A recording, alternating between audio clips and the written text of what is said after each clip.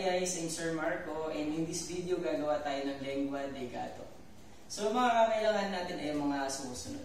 Kailangan natin ng softened butter, powdered sugar, egg white, vanilla extract, at syempre all-purpose flour. So ang unang gagawin natin ay paghahaluin muna natin yung ating butter at powdered sugar. Sisip lang natin yung ating powdered sugar. Pupunta sa ating butter.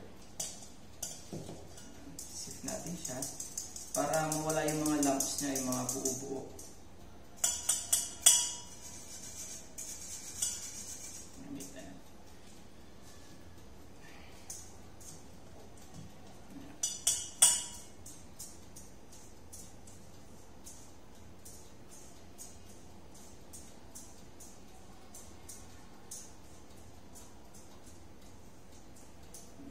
Kaya ay haluin lang muna natin siya, yung ating butter at ang ating powdered sugar. So kailangan maging well incorporated sila.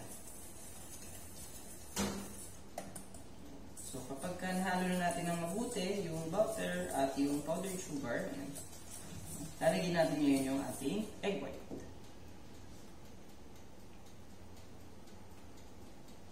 Tapos mix lang ulit natin ng mabuti hanggang maging well incorporated.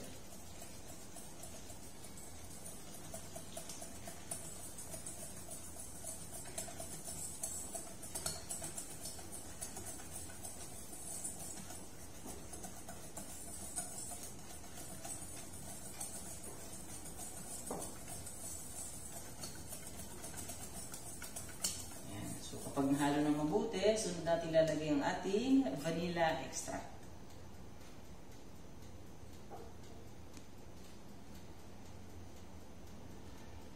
Sunutin natin. Ayan. Talagay, halo ulit. And then, last natin ilalagay ang ating flour. So, yung flour natin, sisip ulit natin yan. So, flour.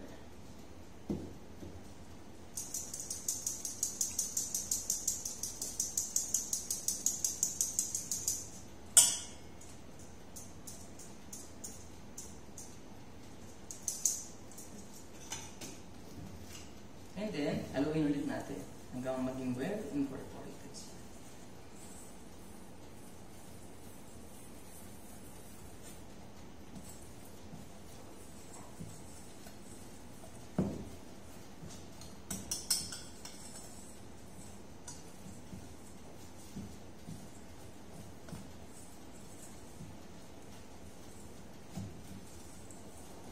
So, nung time na to, na ating pinaghahalo-halo yung ating mga ingredients, minimix natin, naka-preheat or pinipreheat na natin yung oven natin para mamaya, pagkari mag-mix, and then ilalagay na natin sa ating baking sheet, diretso baking na tayo.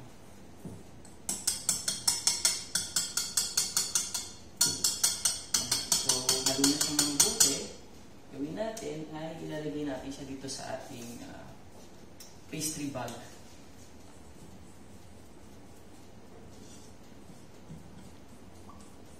Pero bago natin ilagay, i-grease muna natin yung ating cookie sheet or yung baking sheet natin. Medyo siya ikakalat ko na lang.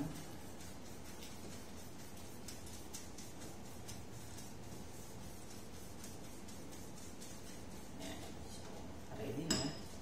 Lagyan natin ngayon dito sa ating pastry bag ng ating mixture para sa ating lengua. Ito.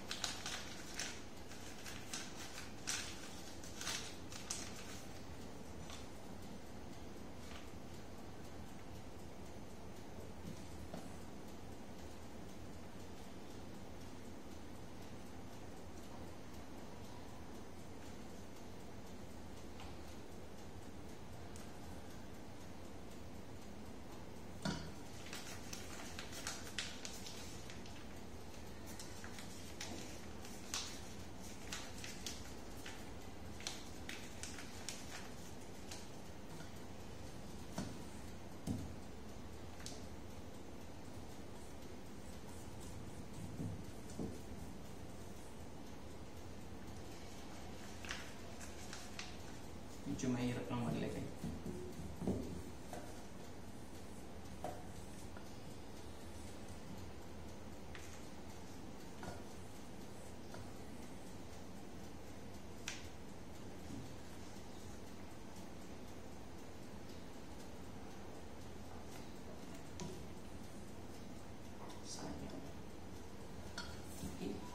So after nun, dahil naka-ready na rin naman yung ating baking sheet or yung cookie sheet natin, lalagyan na natin yung ating mga pinaka-lengua gato. Pero ayusin muna natin siya.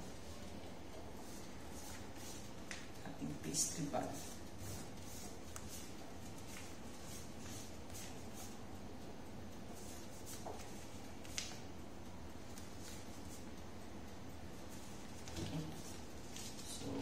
Lang natin.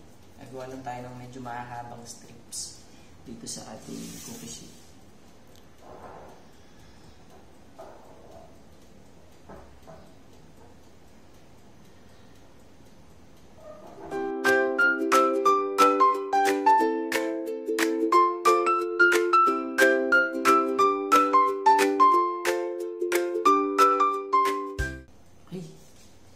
Pag nalagyan na natin lahat at since okay na rin yung temperature ng ating oven, salang na natin siya. So yung cooking time or baking time nito ay 15 minutes lang, no? 275 degrees Fahrenheit for 15 minutes.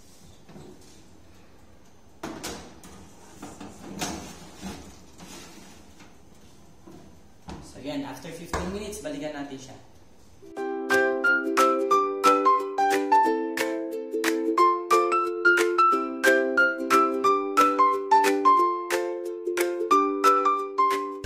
After 15 minutes ng baking ng ating lengua di gato, so kukunin na natin siya.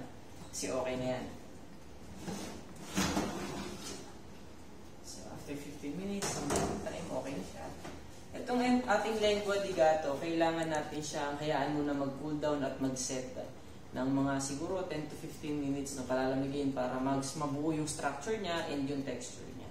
So yun lang, okay na tayo sa ating lengua di gato.